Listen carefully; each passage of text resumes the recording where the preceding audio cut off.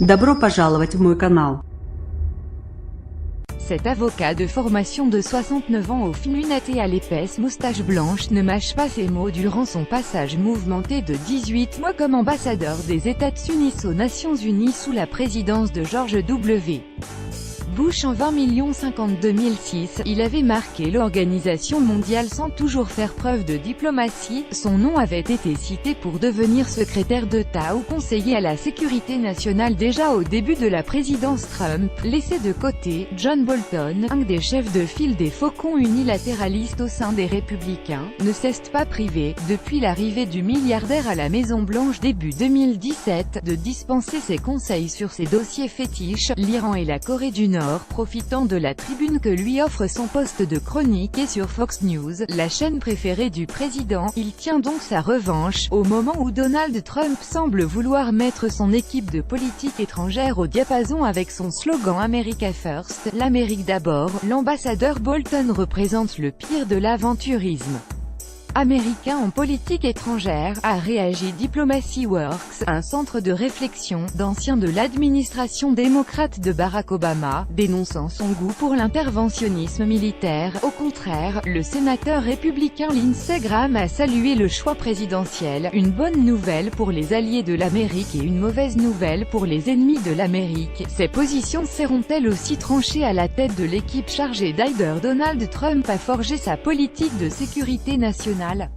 Et seront-elles suivies par le président, frappe légitime contre Pyongyang, comme le futur chef de la diplomatie américaine Mike Pompeo et l'ambassadrice à l'ONU Nikki Haley? John Bolton fait partie de ceux qui plaident pour sortir de l'accord iranien signé en 2015 par les grandes puissances avec Téhéran pour l'empêcher de se doter de l'arme nucléaire.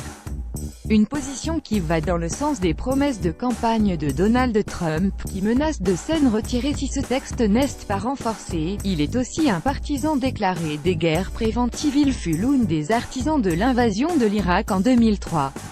Une position qui résonne fortement à l'approche du sommet historique entre Donald Trump et le dirigeant nord-coréen Kim Jong-un. Le futur conseiller n'a pas caché son scepticisme quant aux possibilités de dissuasion nucléaire classique avec Pyongyang, comme avec l'Union soviétique au temps de la guerre froide.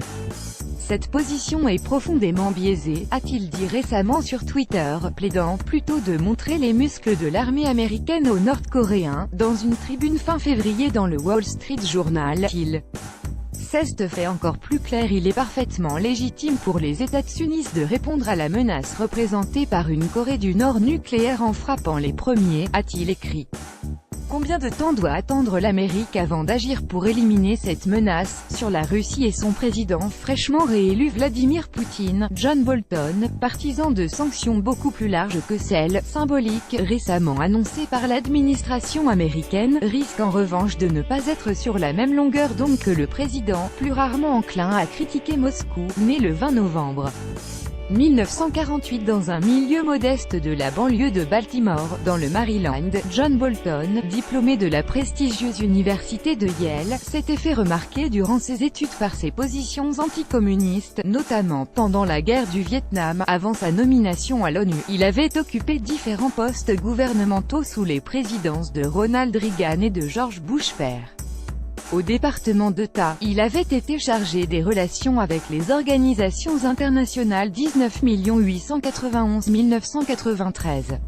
Avant cela, il avait travaillé au ministère de la Justice 19 851 989 et à l'Agence américaine pour le développement USAID 19 811 983.